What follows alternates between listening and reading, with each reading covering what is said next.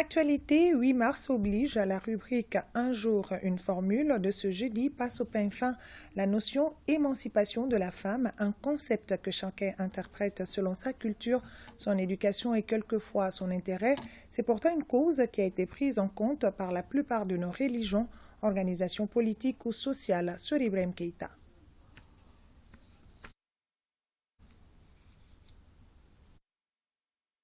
La notion émancipation de la femme, chacun l'accommode à sa sauce et donc définie selon. La femme malienne et la femme africaine, de façon générale, vit dans une société patriarcale où c'est l'homme qui domine et c'est l'homme qui est référence par rapport à...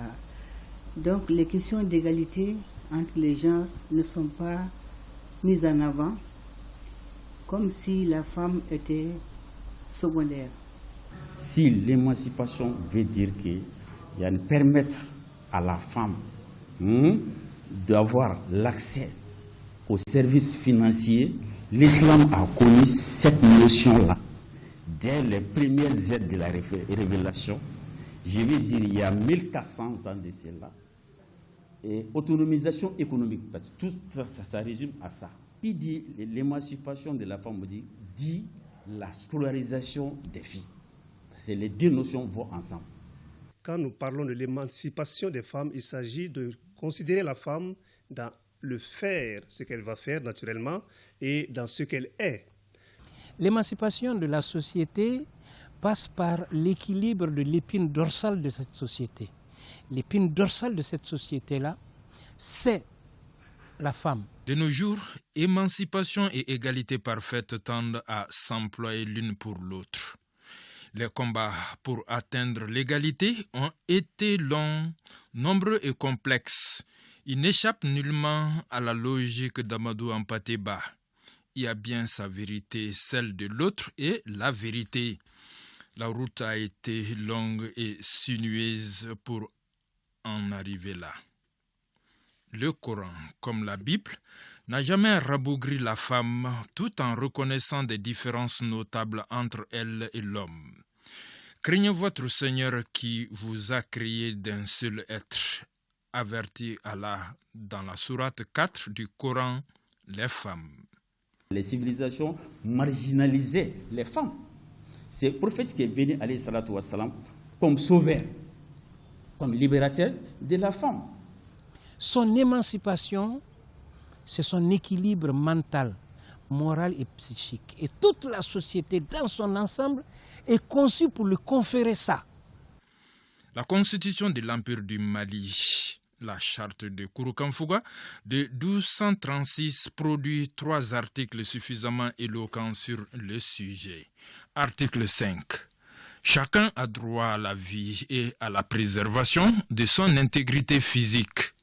Article 14. N'offensez jamais les femmes, nos mères. Et article 16. En plus de leurs occupations quotidiennes, les femmes doivent être associées à tous nos gouvernements. D'autres sociétés ou organisations apporteront plus tard leur pierre à l'édifice de l'égalité dans le couple que certains voient du moins comme la fin de la suprématie de l'homme. D'où une opposition sans concession qui n'est pas de saison entre ceux qui sont censés être complémentaires. Il ne s'agit pas de pouvoir, il s'agit surtout de service. Et le service prend tout son sens dans cette communion-là, où nous construisons une communauté, nous construisons donc une église qui veut faire de la femme vraiment également une protagoniste de cette évangélisation, donc de cette reconnaissance donc, de tous les hommes. C'est la femme qui conçoit, c'est la femme qui éduque, qui donne les premiers pas, les premières leçons, les premières acquisitions. C'est la femme qui conseille, c'est la femme qui oriente et c'est la femme qui équilibre. Donc, si on parle aujourd'hui de ces deux notions-là, on critique l'islam, que l'islam est contre l'épanouissement de la femme, moi je dis non. Nous sommes très mal à l'aise, vraiment, avec tout ce qui se passe autour de nous et dans le monde. et voir qu'aujourd'hui, les femmes restent toujours marginalisées dans les processus de décision et dans tous les programmes et projets. Il faut dire aux femmes de la ville que c'est au nom des femmes rurales qu'elles prennent la parole. Il faut qu'elles changent de paradigme de communication. Il faut qu'elles changent de comportement par rapport à ces femmes. Vous croyez que la femme qui est dans le village, qui possède du bétail, qui possède son champ, qui possède ses enfants et ses petits-enfants, vous croyez qu'elle n'est pas émancipée? Vous croyez qu'elle n'est pas heureuse? Vous croyez qu'elle ne participe pas au développement de la cité? Vous croyez qu'elle n'est pas dans les associations communautaires? Vous croyez qu'elle ne siège pas au conseil de village pour donner l'avis des femmes sur la gestion de la cité? Vous croyez que c'est une femme en marge de la société? Elle n'a pas besoin d'être dans un bureau parce qu'elle a une nette conscience de son rôle et de sa place. Beaucoup de variables, mais une seule constante dans les relations entre les deux genres. Les femmes et les hommes sont, comme disent les paroliers de nos traditions, les Guessé Nifalé de l'opération du tisserand. Pas d'étoffe sans le double fil. Autrement dit, l'un n'existe pas sans l'autre.